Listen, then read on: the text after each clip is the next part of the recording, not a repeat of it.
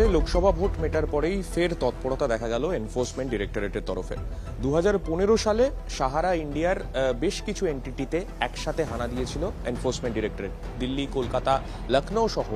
দেশের বিভিন্ন গুরুত্বপূর্ণ শহরে সাহারা হাউজিং এবং সাহারা রিয়েল এস্টেটের বিভিন্ন গুরুত্বপূর্ণ প্রপার্টিতে রেড করা হয় এনফোর্সমেন্ট ডিরেক্টরেটের তরফে। সেই সময় প্রায়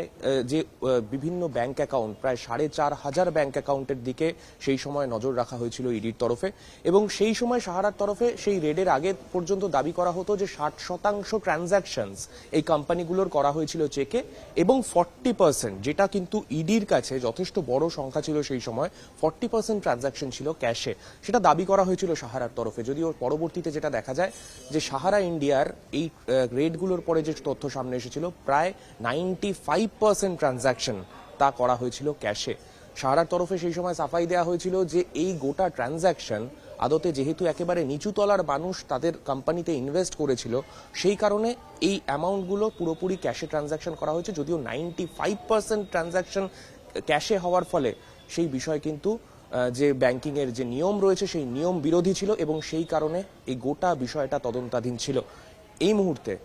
লোকসভা নির্বাচন মেটার পরেই যেটা দেখা গেল, সাহারার কেস নিয়ে ফের তৎপরতা এবং এনফোর্সমেন্ট ডিরেক্টরেটের তরফে আজকে কলকাতার শহরতলি সহ দেশের একাধিক শহরে একযোগে একের পর এক বিভিন্ন যে রেড, সেই রেড আজকে সকাল থেকে হতে দেখা যাচ্ছে। লখনৌ অর্থাৎ এই সাহারার যেখানে হেডকোয়ার্টার, সেই লখনৌ শহর সহ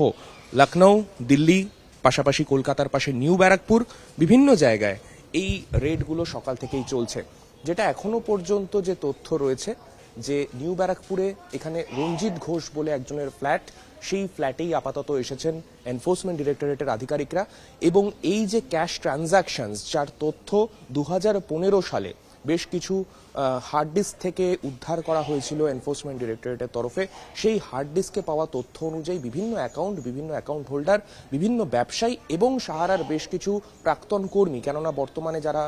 যারা সাহারার সঙ্গে যুক্ত ছিলেন এখন তারা যুক্ত নন, এরকম বেশ কিছু প্রাক্তন কর্মী তারা এনফোর্সমেন্ট ডিরেক্টরেটের তদন্তের অধীনে ছিলেন,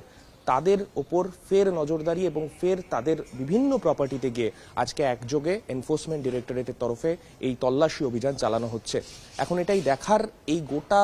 ইনভেস্টিগেশন থেকে প্রচুর টাকার যেহেতু ক্যাশের লেনদেনের তথ্য সেই সময় পাওয়া গেছিল, সেই ক্যাশের একটা অংশ সেই সময় সেবির অ্যাকাউন্টে পরবর্তীতে যায় এবং প্রচুর টাকা পরবর্তীতে যারা বিভিন্ন ইনভেস্টর ছিলেন, একেবারে নিচু তলার যারা মানুষ এই সমাজের, তাদের কাছে ফেরানোর উদ্যোগ নেওয়া হয়েছিল কেন্দ্রীয় সরকারের তরফে। সেই গোটা প্রক্রিয়ায় এই নতুন করে শুরু হওয়া তদন্ত বা এতদিন পরে এই যে ফাইলগুলো ফের খোলা হচ্ছে, তাতে ফের কোনো সুফল, ফের কোনো নতুন লিড এনফোর্সমেন্ট ডিরেক্টরেট পায় কিনা, এবং এই মুহূর্তে নিউ ব্যারাকপুর সহ শহরের একাধিক জায়গায় এনফোর্সমেন্ট ডিরেক্টরেটের আধিকারিকরা সাহারা রিয়েল এস্টেট এবং সাহারা হাউজিং এর সঙ্গে যুক্ত বিপুল আর্থিক কেলেঙ্কারি যেটা মনে করা হয়েছিল, সেই আর্থিক কেলেঙ্কারি তদন্ত করতে ফের তৎপর হয়েছে। ক্যামেরায় রাজীব সিং এর সঙ্গে সান্নিক ঘোষ, নিউজ 18 বাংলা, কলকাতা।